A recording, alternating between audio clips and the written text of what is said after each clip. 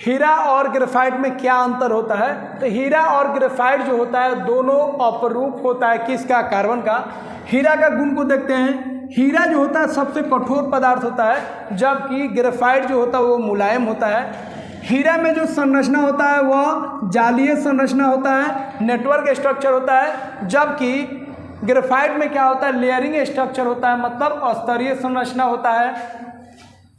Diamond जो होता है विद्युत का कुचालक होता है, जबकि ग्रेफाइट जो होता है विद्युत का सुचालक होता है। जो कार्बन है उसका हाइब्रिडाइजेशन sp3 होता है, जबकि ग्रेफाइट में जो कार्बन है उसका हाइब्रिडाइजेशन sp2 होता है। हम लोग डायमंड का इस्तेमाल करते हैं, ग्लास को काटने में इस्तेमाल करते हैं, या ज्वेलरी में हम लोग इस्तेमाल करते हैं हीरा का, डायमंड का, जबकि ग्रेफाइट का जो इस्तेमाल होता है पेंसिल को बनाने में करते हैं, या बैटरी सब में जो इलेक्ट्रोड होता है उसको बनाने में हम लोग इस्तेमाल करते हैं। और एक और इसका उपयोग होता है न्यूक्लियर प्लांट जो होता है, परमाणु भट्टी में हम लोग इसका इस्तेमाल विमंदक के रूप में करते हैं, कूलेंट के रूप में करते हैं। बेंजीन क्या होता है? तो यह सरलतम एरोमेटिक हाइड्रोकार्बन होता है, जिसका खोज किसने किया था? माइकल फ्राडे ने किया था 1825 में। इसका सूत्र क्या होता है? C6H6 होता है, बेंजीन का फॉर्मूला होता है, जिसमें सिंगल बॉन्ड मतलब सिग्मा बॉन्ड जो होता है 12 सिग्मा बॉन्ड होता है, जबकि 3 पाई बॉन्ड होता है। पाई बॉन्ड मतलब हो गया डबल बॉन्ड, और सिग्मा बॉन्ड का मतलब हो गया सिंगल बॉन्ड। ठीक है, यह बेंजीन का सूत्र है। इस 4 तरीके से आप उसको रिप्रेजेंट कर सकते हैं। तो बेंजीन का मेन ये हो गया, ठीक है, जिसमें 6 कार्बन आपको दिखेगा और आपको 6 हाइड्रोजन दिखेगा, डबल बॉन्ड 3 दिखेगा, और सिंगल बॉन्ड को गिनिएगा तो कितना दिखेगा? 12। ठीक है, आप ऐसे भी लिख सकते हैं, कार्बन को लिखने की कोई आवश्यकता नहीं है। तो यहाँ पे डबल बॉन्ड ऐसे लिखे हैं, आप इधर से भी शुरुआत कर सकते हैं, कोई दिक्कत नहीं है। या डबल बॉन्ड ऐसे मान लीजिए घूमते रहता है, इसीलिए इसको गोला में भी आप लिख सकते हैं। तो बेंजीन को इन 4 तरीके से आप रिप्रेजेंट कर सकते हैं। डिस्पर्सन ऑफ लाइट, प्रकाश का वन विक्षेपण कैसे होता है?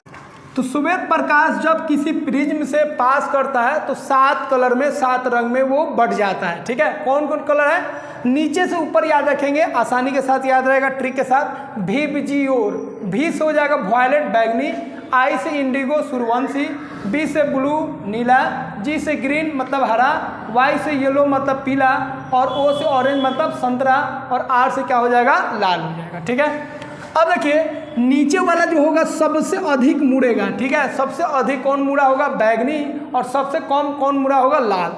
अब आपको कुछ चीज़ को ध्यान रखना है। लेमडा का मतलब होता है वेवलेंथ, तरंग दैर्ध्य है। भी का मतलब भी जैसा लिखा रहता है इसको न्यू बोलते हैं, इसका मतलब होता है फ्रीक्वेंसी मतलब आवृत्ति। ई से हो जाएगा एनर्जी मतलब ऊर्जा।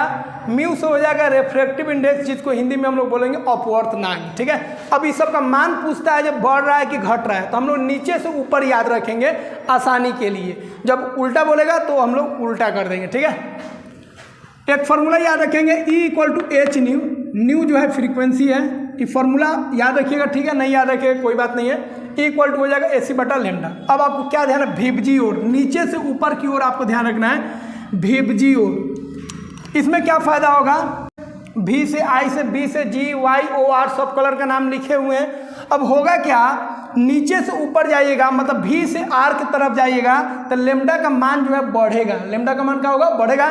इसीलिए लेमडा का मान सबसे अधिक, वेवलेंथ का मान सबसे अधिक किसका होगा? लाल का होगा। और सबसे कम किसका होगा? बैगनी का होगा। ठीक है, लाल का लेमडा का मान कितना होगा? 700 nm, और बैगनी का होगा 400 nm। मतलब ये जो V से R का रेंज है वो कितना हो जाएगा? 400 से लेकर 700। ठीक है, लेमडा का मान बढ़ेगा, बाकी जो मान पूछेगा सबका मान क्या होगा? घटेगा। ठीक है,